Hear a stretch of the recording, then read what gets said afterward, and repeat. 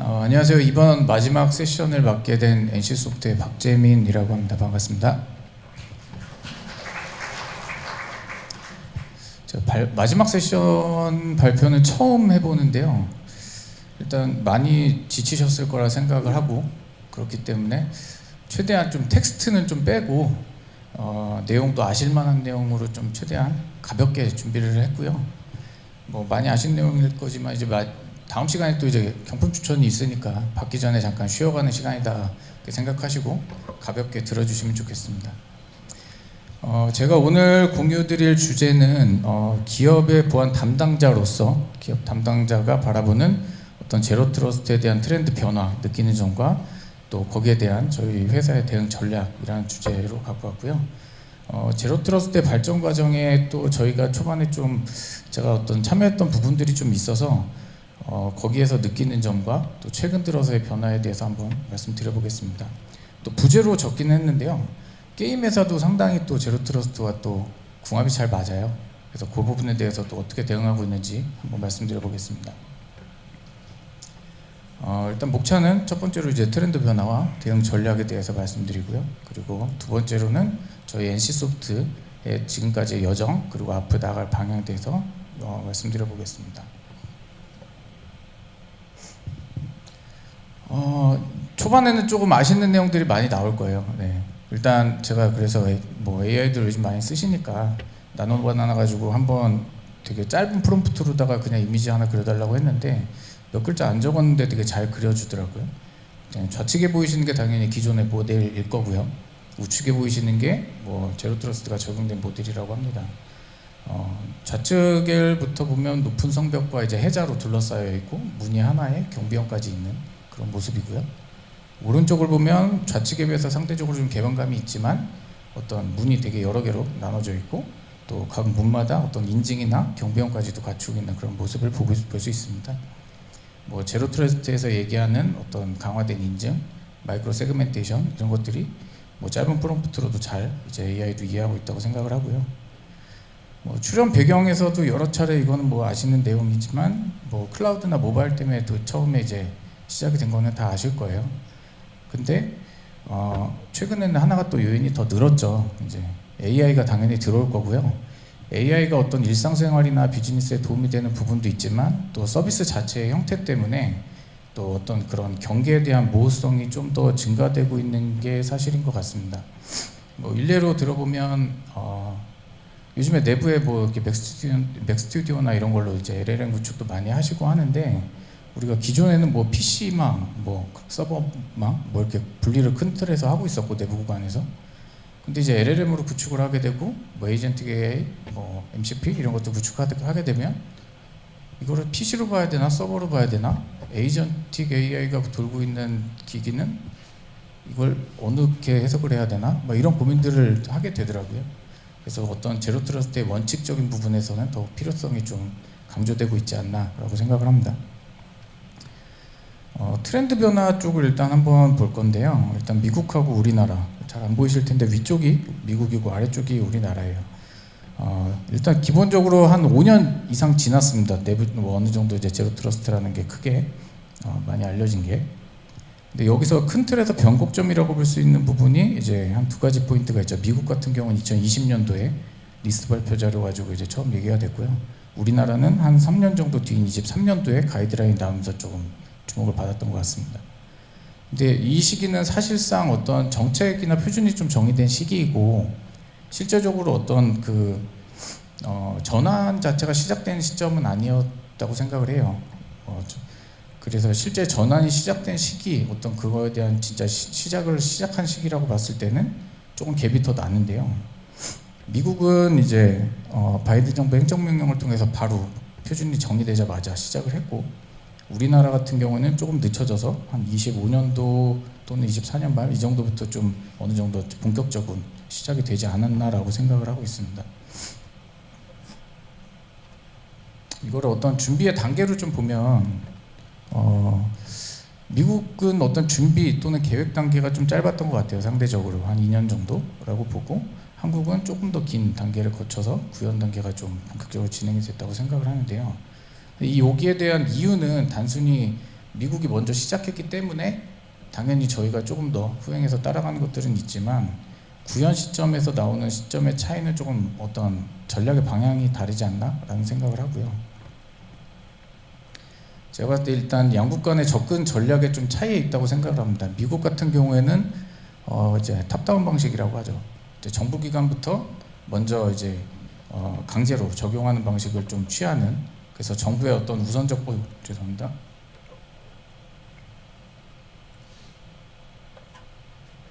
네.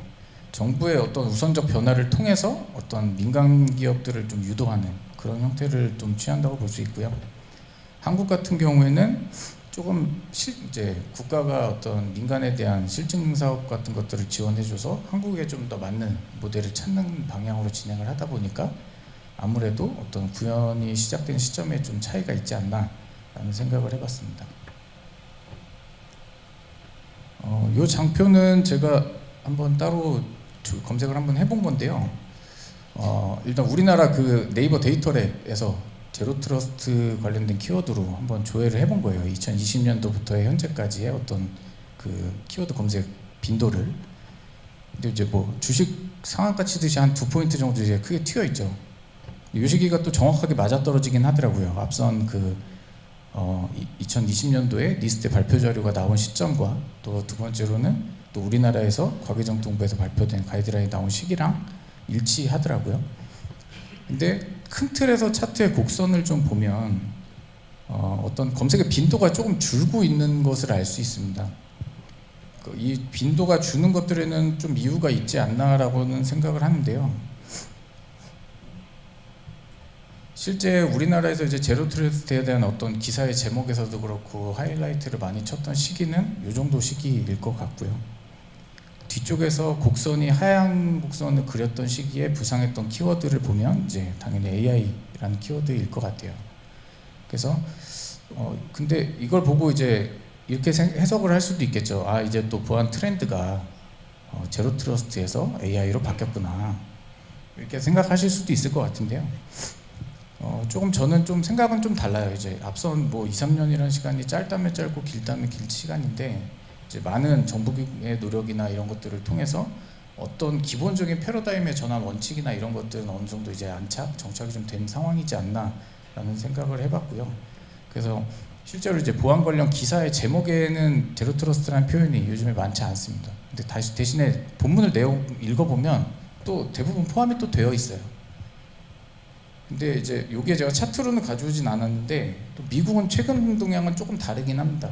작년 6월쯤에 이제 제로 트러스트 그 연방 정부에서 그 포스트 2024라고 해가지고 또 제로 트러스트에 대한 그 후속 어떤 그 포스트 모템 전략을 또 세운 발표 자료가 있어서 오히려 검색 차트가 최근에 좀 늘고 있는 동향을 보이는 걸 알 수 있었고요. 그래서 결론적으로 보면 이제는 어떤 AI와 제로 트러스트를 어떤 별개의 트렌드로 볼 게 아니라 제로 트러스트를 기반으로 한 어떤 상생, 공생 이런 관계를 구축해야 되지 않나라고 생각을 하고요. 이제 당연히 아까 말씀드린 것처럼 또 AI 자체도 또 경계가 모호한 상황이라 더더욱 그런 것들이 어떤 제로 트러스트를 위한 AI, 또 AI를 위한 제로 트러스트라는 관점에서 두 가지 모두 좀 중요하게 생각을 해봐야 되지 않나라는 생각을 해봤습니다. 이거는 이제 다 아시는 이제 내용이죠. 이제 시사의 제로 트러스트 성숙도 모델 2.0 그리고 우리나라 정부 가이드라인 2.0에 나와 있는 어떤 제로 트러스트의 성숙도를 측정할 수 있는 단계라고 해서 4가지 등급으로 되어 있고요. 이제 초기에 원래 1.0이 나왔을 때는 이제 3단계였죠.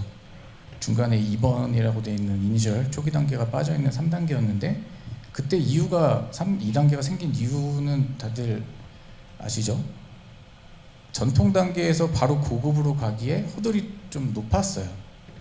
그래서 중간에 초기 단계라고 하는 거를 두고 이제 고급 단계를 가는 전략으로 이제 4단계가 되었는데 그 당시에 실무를 해봤던 제 입장에서는 그 1단계, 그러니까 고급으로 가는 것도 힘든데 사실 고급에서 최적화 단계로 가는 허들도 되게 높았다고 느껴졌거든요.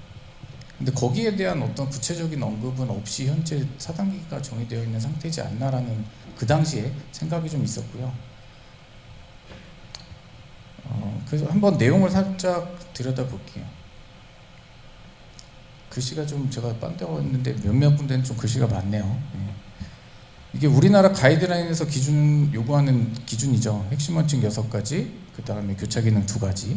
자세히 안 보셔도 됩니다. 이 글씨 내용은. 근데 이제 각각의 모든 요소가 최적화 단계에 대한 그 가이드라인 체크리스트들이 다 있죠. 세부 역량까지 하면 52개인가 되는 그 기준들이 다 있는데, 근데 이 항목들이 다 최적화 단계를 달성할 구현이 되려면 이런 것들을 이제 요구한다고 합니다. 뭐 자산 및 리소스에 대한 속성이 완전히 자동으로 할당되어야 된다. 뭐 정책이 동적으로 적용되어야 된다. 어떤 동적인 최소 권한 기법이 접근 권한이 적용돼야 된다. 뭐 구성 요소 간 뭐 상용 운용성을 위한 개방형 표준 준수기 등 어려운 말들이 있어요. 이런 솔직히 이 내용이 말 자체가 이해가 안 되는 것도 있고 이 당시에는 아예 뭐 구현 방법이 떠오르지 않았던 것들도 많았는데요. 조금 들여다보면 체크리스트 보면 좀 더 어렵습니다. 보이시나요? 잘 보이지 않는데 AI 기반 행동 분석 및 생체 인식 솔루션이 도입되어 있는가?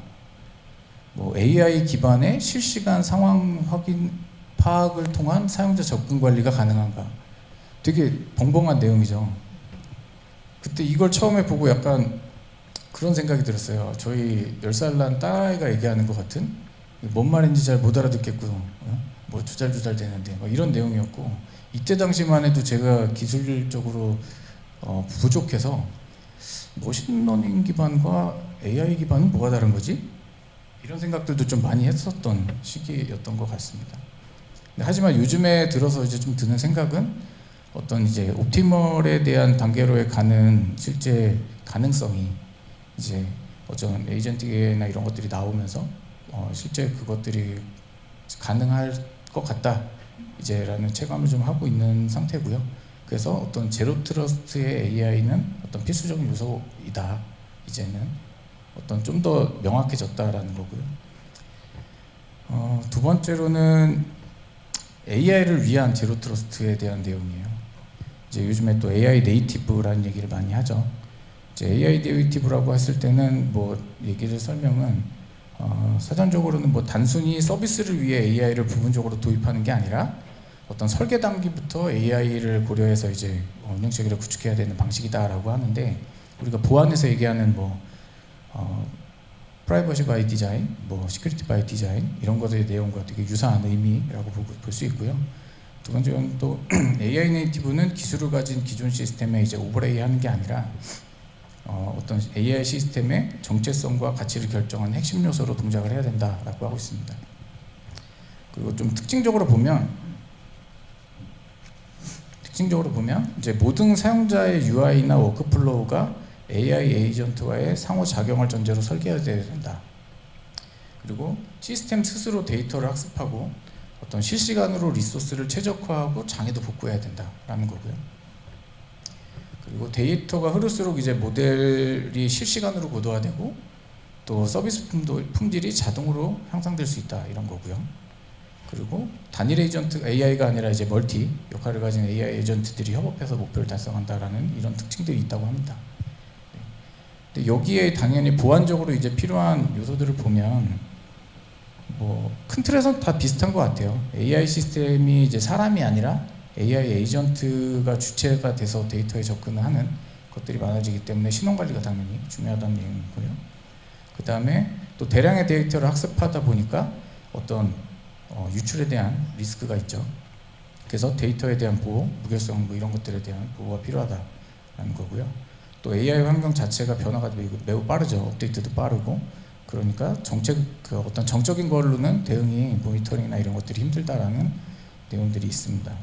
여기에 이제 제로 트러스트의 이론적 개념들을 붙여보면 매핑은 되게 자연스러워요. 이제 어떤 신뢰할 수 있는 사용자나 뭐 사용자 기기가 없다라는 개념이기 때문에 AI 에이전트에 대해서도 어떤 최소 원칙이나 거기에 필요한 데이터만 레터런들을 방지하는 마이크로 세그멘테이션 이런 것들이 적용돼야 된다는 거고요.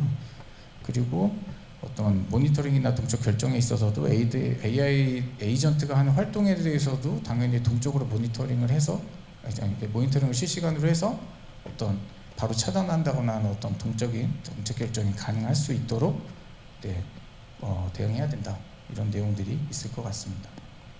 그래서 이제 어떤 AI 구현에도, AI 네이티브의 구현에도 제로 트러스트가 이제 서로 상생하는 이런 관계가 구축되어야 되지 않나 하는 생각을 해봤고요. 이제 게임 회사, 이제 저희 NC에 대해서 말씀을 드려볼 텐데요. 이거는 제가 여러 차례 앞에서 과거부터 했던 내용이라 좀 최대한 함축적으로 좀 빨리 지나가면서 한번 얘기 드려볼게요.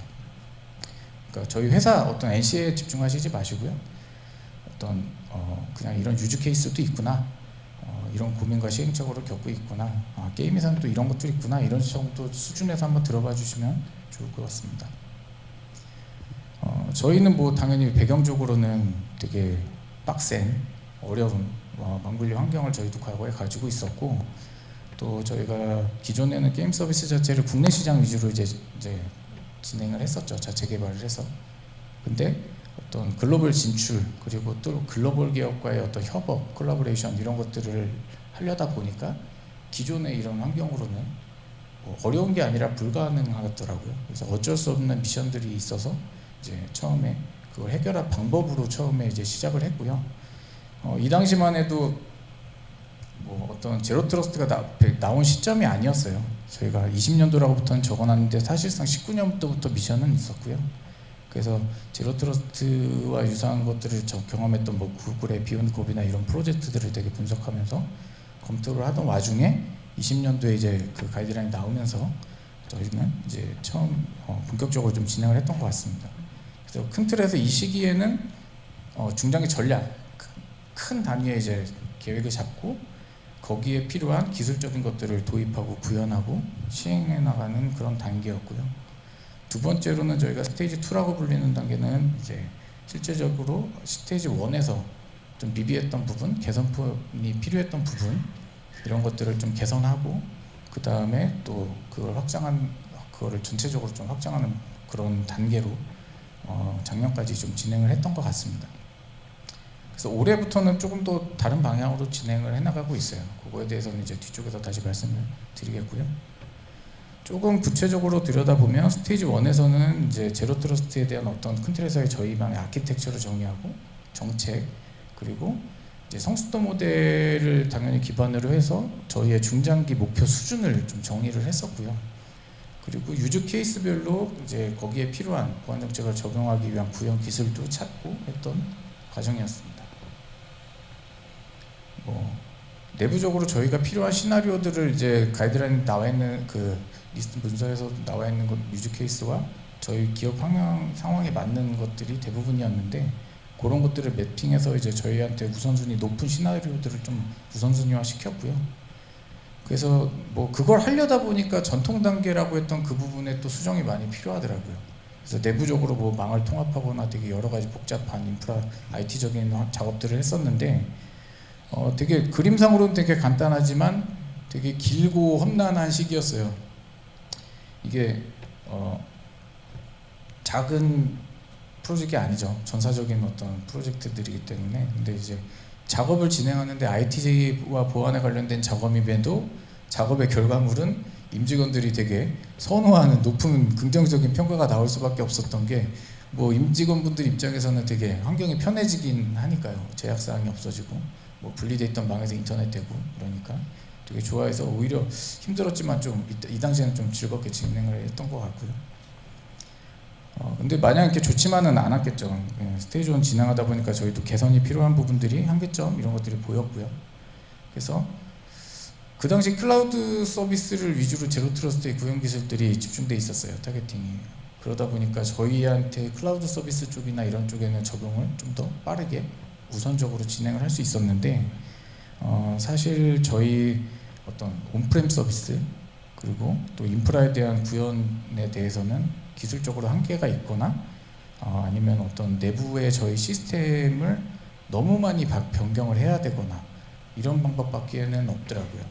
그래서 이런 것들을 좀 찾자라는 게 이제 미션이 있었고, 두 번째로는 몇 년 동안 이제 PDP를 통해서 저희가 중책중앙화를 하고 관리를 하다 보니까 정책에 대한 복잡도가 되게 많이 늘어나더라고요. 중앙에서 관리한다는 게 쉽지만은 않더라고요. 그 모든 것들을. 그래서 이것도 좀 더 효율화 시켜야 되겠다. 어떻게 좀 복잡도를 해서 해봐야 되겠다. 마냥 늘릴 수만은 없겠구나. 기술적으로도 그 룰에 한계가 있고 하니까요. 그래서 그런 것들이 이제 저희의 미션이 됐었고요. 그래서 스테이지 2에서는 아까 말씀드렸던 그런 한계점 극복을 하기 위해서 한 2, 3년, 3년 정도의 시간이 흘렀죠. 그래서 3년 정도 시간이 흐르는 동안에 그런 부분에 대한 개선도 진행을 하고 또 전사적으로 그런 것들을 정책화, 내규화시키는 작업들을 진행을 했습니다. 데이터와 서비스를 분류를 안 하고는 정책을 되게 효율적으로 관리할 수가 없더라고요.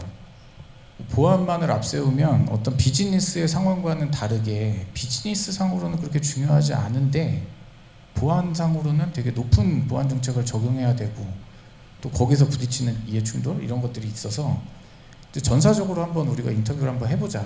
우리가 생각하는 또 우리가 보안 관련된 법에서 얘기하는 정책들 말고 실무에서 느끼는 뭐 예를 들어서 소스코드라고 했을 때 소스코드는 중요하지 라는 게 맞나? 이런 관점으로 저희가 실제 실무 인터뷰를 전사적으로 좀 진행을 했던 시기고요. 그래서 어쨌든 비즈니스의 우선순위 그리고 우리의 보안에서는 좀 필수적인 그런 것들을 제외하고는 최대한 좀 효율적으로 우리가 선택과 집중을 해보자라는 관점이었고요. 그래서 처음에 데이터에 대한 분류를 먼저 하고 등급화를 하고 뭐 개인정보가 있는지 없는지 IR 정보라고 그러면 공개되기 전에는 되게 높은 등급이지만 공개되면 되게 낮은 등급이 되잖아요. 그리고 클라이언트 빌드 같은 경우도 이제 뭐 클라이언트인지 서버 바이너리인지 이런 거에 따라서 코드에 대한 종류도 나누고요. 그리고 공개되는 시점이 뭐 소수 FGT인지 뭐 오픈인지 뭐 이런 거에 따라서도 중요도를 나눠보고 뭐 여러 가지 그런 것들의 상황에 따라서 일단 데이터에 대한 중요도를 먼저 나눴고요. 등급을.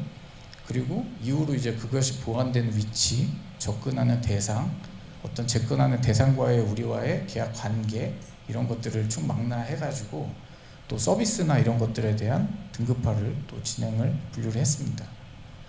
실제 이런 작업들을 뭐 되게 오랜 시간이 걸렸어요. 저희가 전사적으로 거의 모든 부서를 다 만나서 진행하고 그거를 들어서 평균을 내고 평균에서 틀어지는 조직은 다시 만나서 다시 설득을 하고 뭐 이런 작업들을 진행을 했고요. 그래서 실제 근데 저희가 했던 작업들이 좀 저희가 선행적으로 한 부분, 제도화는 조금 선행적으로 한 부분들이 있는데 그런 것들이 이제 국가만 보안 체계 아니면 망블리 개선 로드맵 아니면 또 이후에 뭐 AI 기본 규제법 이런 데서 보는 어떤 분류 이런 것들과 또 유사한 방향을 갖고 있지 않았나라고 생각을 합니다. 그래서 그런 것들을 다 진행하고 나니까 이제 선택과 집중을 해야 되잖아요. 아무리 당연히 이제 아까 기술적으로도 부족한 부분이 있다고 말씀을 드렸는데 실제 최고 기밀이라고 하는 것들을 정의를 해보니까 생각보다 그렇게 많지는 않더라고요. 저희가 처음에 생각했던 거에 비해서는 생각보다 많지 않았고 어떤 시스템적인 것보다 어플리케이션이나 서비스 레벨에 집중된 우리가 리스크가 더 높다라고 판단을 했고 이제 거기에 적용한 보안 기술을 PDF와 연계해서 적용할 수 있는 보안 기술을 찾기 시작했었고요. 근데 이제 기존에도 불가했던 건 아니었어요. 스테이지 1에서도. 근데 이제 너무 많은 시스템의 변경과 많은 도구들 이제 게임 회사의 특성상 서비스가 표준화가 잘 안 돼 있어요. 어떤 이제 사일로라고 보긴 좀 어렵죠. 어쨌든 되게 많은 서비스를 다루고 있는데 그거를 뭐 다 표준화 시켜가면서 할 수 있는 부분이 없기 때문에 이제 오버레이라고 하는 방식으로 가능한 기술들을 좀 찾다 보니까 이제 어쨌든 요 시점에 그런 기술들을 좀 찾아서 또 그런 벤더와의 또 기술 개발, 뭐 시행착오들을 겪어서 좀 도입을 했었고요. 간단하게 설명을 하면 어떤 서비스나 데이터에는 변경이 없거나 최소화시키면서 이제 최고 기밀에 접근을 할 때 데이터의 흐름을 통제할 수 있도록 어떤 접근에 대한 레터럴 무브먼트도 가능하게 하지만 어떤 사람마다, 디바이스마다, 어떤 상황마다 데이터를 뭐 업로드 누군되고 아니면 여기서는 업로드가 되지만 다운로드는 안 되고 뭐 워터마크를 씌우고 뭐 이런 것들을 할 수 있는 기술을 찾아서 적용을 했고요. 실제 이런 것들이 일단 보통은 이제 인터넷을 접근할 때 많이 활용을 하신다면 이제 저희는 내부망까지 좀 이걸 다 확산시키는데 좀 집중을 했습니다. 아웃바운드, 그러니까 인바운드로 들어오거나 또는 인바운드 내부에서 일어나는데도 서비스에도 좀 적용을 했고요.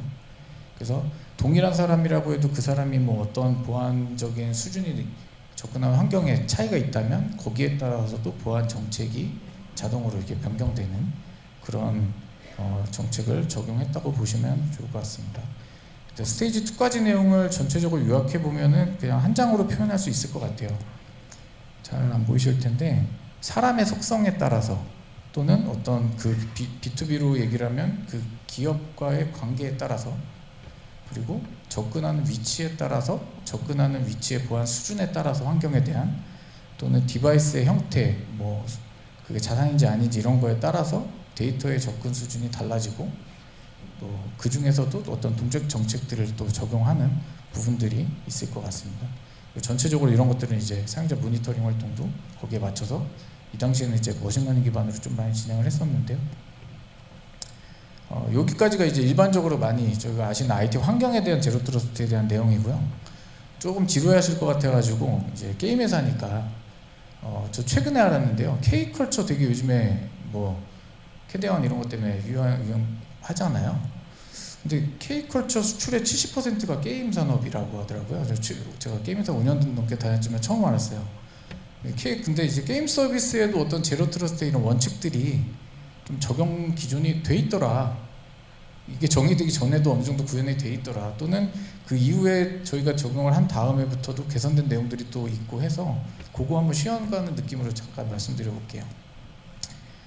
일단 저희 회사의 주력 장르는 MMORPG라고 하는 장르예요. 뭐 많이 아시죠? 리니지, 뭐 아이온 이런 게임들이 있고요. 이제 MMORPG를 잘 모르실 수도 있어서 설명을 드리면 대규모의 인원이 같은 장소에서 동시에 상호작용을 하면서 하는 게임을 얘기합니다. 슈팅이나 뭐 이런 다른 장르로의 시도도 저희가 계속 하고 있긴 한데요. 아직까지는 이 장르가 저희가 주력 장르인 거는 맞고요. 근데 이 장르가 대규모의 인원이 동시에 플레이를 하다 보니까 상상도 못할 별의별 이상한 공격 또는 어뷰징 이런 것들이 많습니다. 그래서 어떤 이런 원칙들이 어떻게 적용되어 있는지 한번 설명드려 볼게요. 과거 아주 예전의 게임은 좀 다르지만 요즘 게임들은 대충 이런 느낌들이에요. 대충 이런 형태로 구현되어 있어요. 게임도 뭐 디바이스를 통해서 당연히 PC나 모바일, 태블릿 이런 걸 통해서 접근을 할 텐데 중간에 이제 플랫폼이 껴있죠. 게임을 중간에 연결시켜주는 플랫폼들이 다 껴있고 그 다음에 이제 게임 서비스 접근하겠죠. 근데 저희는 이제 그 플랫폼이 퍼플이라고 하는 플랫폼 가운데 있는 건데요. 뭐 아실만한 거는 뭐 스팀 이런 것들도 있죠. 유사한 그런 플랫폼이 있을 것 같고 각각에서 포인트에서 수행되는 또 보안 관련 활동들을 보면 이런 것들이 있습니다.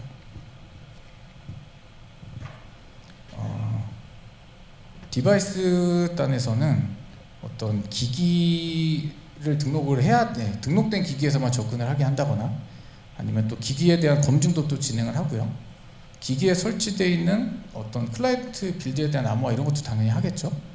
그리고 어떤 그 기기에 설치되어 있는 저희가 인가하지 않은 비인가 프로그램들의 동작 또는 설치 이런 것들을 탐지를 클라이언트 단에서는 수행을 하고요.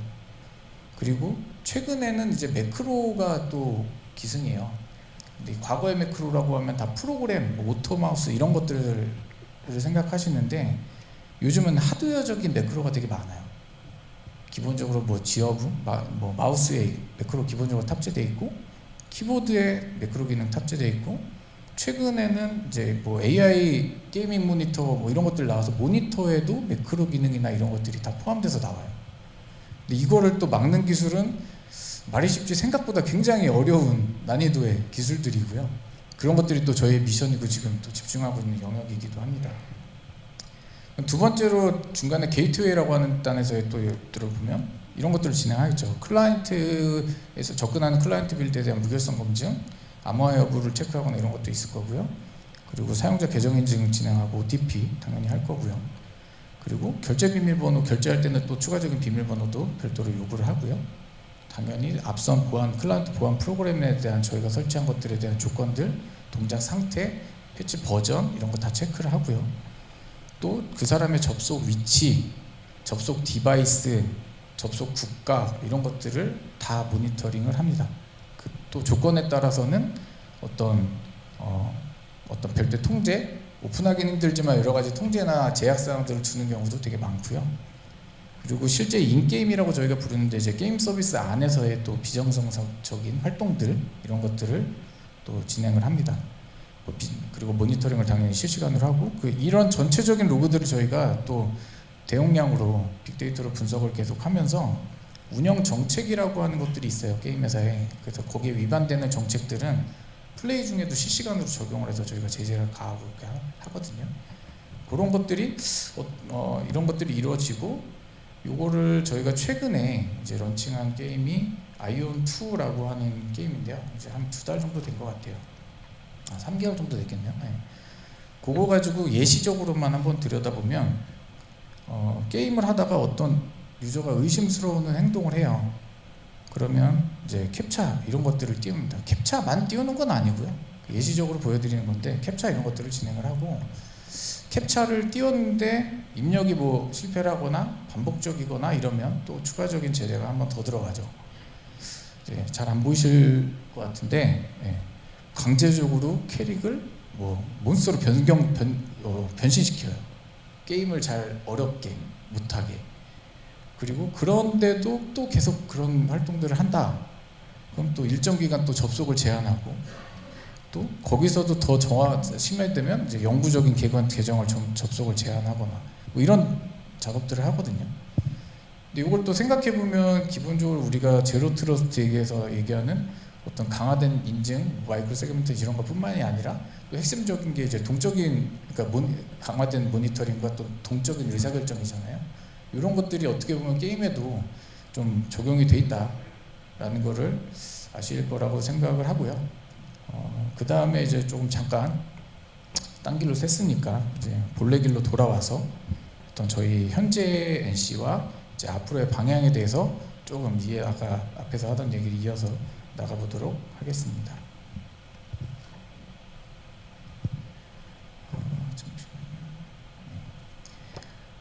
1차적으로 현재 저희는 내부적으로 이제 보안 패러다임의 전환이 제로 트러스트로 어느 정도 됐다고 판단을 하고 있어요. 저희도 20년도부터 진행한 거의 5년에 걸린 시간이었고, 그래서 현재 저희는 내부적으로는 이제 제로 트러스트라는 과제나 프로젝트나 용어를 내부적으로 쓰지는 않습니다, 현재는. 네. 그래서 두 번째로는 당연히 이제 기존에 현재까지 진행했던 것에 대한 지속적인 검증, 개선 진행할 거고요. 그 다음에 최적화 고도화에 대한 내용이에요. 그러니까 앞에는 개선과는 좀 차이가 있는데 뒤쪽에서 조금 상세하게 말씀드려 볼게요. 일단 패러다임이 정착되고 내재해야 됐다라는 건데, 일단 기본적으로 제로 트러스트에서 요구하는 그런 사항들을 제로 트러스트라는 용어로 넣지는 않았지만 원칙들을 저희가 내규에 다 반영을 했고요.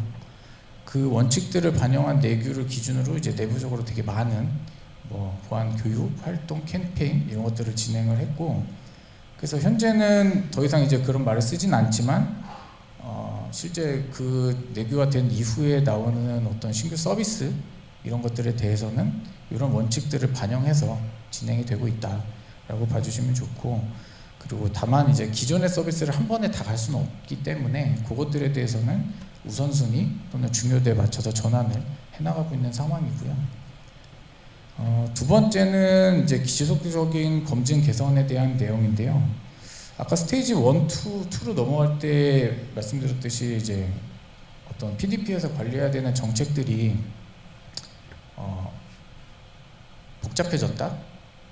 이렇게 그런 말씀을 드렸었는데, 스테이지 2로 그걸 진행을 하고 나니까 또 다른 포인트의 느낌으로 이게 또 그룹핑이나 이런 것들이 가능하겠다는 생각들이 들더라고요. 모여 보니까 중앙에서 정책이 각각의 장비나 BP 영역에서 실행될 때와는 다르게 가운데 중앙에서 통제를 하다 보면 좀 더 다른 시야가 또 생기는데, 그래서 이제 그거를 조금 더 데이터 레벨에서 처음에 보다가 이제 서비스 레벨로 보다가 이제 워크 플로우 레벨로다가도 한번 봐야 되겠다. 그래서 약간 저희가 게임에서 프리셋 이런 얘기 많이 하는데 어떤 워크플로우 단위로 보안 정책이나 가이드를 이제 임직원분들이 이해하기 쉽게 프리셋화 시켜서 한 번에 이제 그런 어떤 시나리오들이 왔을 때 업무적인 그런 것들을 제공하고 있는 상황이고요. 그리고 기술적으로는 당연히 요즘에 변화가 빠르고 하기 때문에 그런 부분들에 대해서 지속적으로 검토하고 보완해 나가는 작업들을 하고 있습니다. 사실 여기서 지속적인 검증과 개선, 검토, 보도와 이 내용은 스테이지 2의 저희의 성숙도 목표하고 좀 연관이 있어요. 최초에 저희가 성숙도의 목표를 중장기적인 계획을 세울 때 옵티멀로 세우지 않았습니다. 저희는 일단 고급 단계 어드밴스드 영역으로 세웠었기 때문에 그러니까 어드밴스드 스테이지 2를 통해서 어드밴스드 영역까지 어느 정도 갔다라고 생각을 하고 지금 그 다음 단계에서는 이제 최적화 단계로 가기 위한 목표를 올리기 위한 작업을 또 추가적으로 하고 있는 상황이고요. 자동화에 대한 부분은 AI나 이런 것들을 활용해서 많이 저희도 내부 LLM 구축해서 진행하고 있는데 다들 하시는 내용일 거라고 생각이 들어요. 근데 앞에 키사 쪽에서 말씀해 주신 것처럼 이제 요즘에 공급 표면에 대한 또 얘기가 많기 때문에 조금 얘기를 드려보면 실제 이제 느낌적으로 기사나 사고가 많아서 요즘에 취약점이 많이 얼럿이 오나? 라고 봤는데 실제 진짜 시비나 취약점이 많이 늘었더라고요. 계속 증가하는 추세고. 그래서 그게 팩트라는 게 확인되고 나서는 저희도 여기에 집중을 많이 했던 것 같고요. 그래서 거기에 저희도 내부에 자체적인 취약점 관리하는 도구들을 갖추고 있기 때문에 개발해서 이제 자체 구축하고 있는데 그것만으로도 한계가 좀 있다고 생각을 해서 그리고 거기에 걸리는 리소스도 많고 앞으로 더 취약점이 늘어날 거기 때문에 저희가 주당 저희도 한 200~300개 정도의 취약점을 분석을 하거든요. 근데 그게 더 늘어갈 거기 때문에 저희도 조금 고민을 했고요. 그래서 저희도 랭그래프 이런 것들을 활용해서 내부에 이제 에이전트 LLM 구축을 해서 지금 활용을 하고 있고 크게 보면 에이전트를 레드팀, 블루팀 형태로 나눠져 있어요. 아주 간략하게만 예시를 들어보면 공격자 입장에서 레드팀 같은 경우 레드팀의 AI 에이전트들은 공격자 입장에서 취약점을 이용할 수 있는 시나리오를 만들고 그런 것들을 이제 쉽게 설명을 하는 리포트에 추가하는 내용 그 활동들을 하고요. 또 단순히 그냥 MVD 정보나 이런 것들이 아니라 실제 POC 정보나 레포지토리를 뒤져서 거기에 나와 있는 어떤 이런 것들을 참고해서 또 공격자가 악용할 수 있는 다른 연계된 오픈 소스들이 있는지 이런 것들을 찾아서 같이 가이드 안내해주는 그런 것들을 하고 있고요. 블루팀 같은 경우에는 그거에 대한 이제 요약적인 내용 그리고 패치가 이제 없으면 앞에 그 검색 결과 같은 것들을 통해서 대체해서 할 수 있는 해결책 같은 것들을 쉽게 제시할 수 있도록 저희도 내부적으로 구축을 해놓은 상태고 실제 그걸 통해서 어떤 각각의 취약점 티켓에 대한 처리 시간이 한 30% 정도 준 것으로 확인을 했습니다. 그래서 이런 거 이제 개선은 기본적으로 진행을 했고 그 다음에는 이제 저희가 작년 한 해 동안 또 내부적으로 또 연구를 해서 진행하고 있는 부분 가능성을 어느 정도 확인한 부분들인데요. 어떤 피싱 공격에 대한 솔루션들을 대비할 수 있는 거는 다 갖추고 계실 거라고 생각하는데 공격이 정교해지면 저희도 이제 하나의 솔루션만으로는 어렵다고 판단을 해서 그거를 좀 더 분석할 수 있는데 AI를 활용하려고 하는 좀 시도를 지금 하고 있는 상황이고요.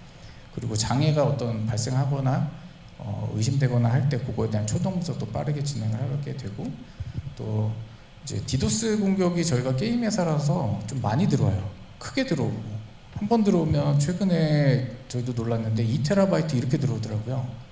근데 이거를 기존에 우리가 경험 기반으로 하는 통계적인 임계치를 설정해서는 서비스 유형마다 그거를 맞추는 게 어려워서 한계가 있어서 거기에 대한 어떤 최적화된 값을 뭔가 이런 것들을 찾는 데에도 좀 활용하는 가능성이 있다고 판단을 하고 있고요. 그 이외에도 어떤 내부적인 여러 아까 그 인게임 안에서 부정 사용자를 찾거나 이런 활동들을 포함해서 어떤 여러 가지 내부 보안 모니터링 업무를 고도화하는 데도 진행을 노력을 하고 있습니다. 근데 이제 다만 기존의 스테이지 2 그리고 현재까지 조금 아쉬운 부분은 이렇게 모니터링이나 자동화된 활동들이 기존에 이제 PDP랑 연계해가지고 그걸 동적으로 차단하거나 의사결정해야 되는데 그것들에는 한계가 아직까지는 좀 있다고 판단을 하는데 그거에 대해서도 저희가 지금 지속적으로 좀 연구를 하고 있고 가능성이 그래도 어느 정도 지금은 보이는 상태라고 볼 수 있겠습니다. 이제 시간이 1분 남았네요. 네. 일단 제가 준비된 자료는 여기까지고요. 네.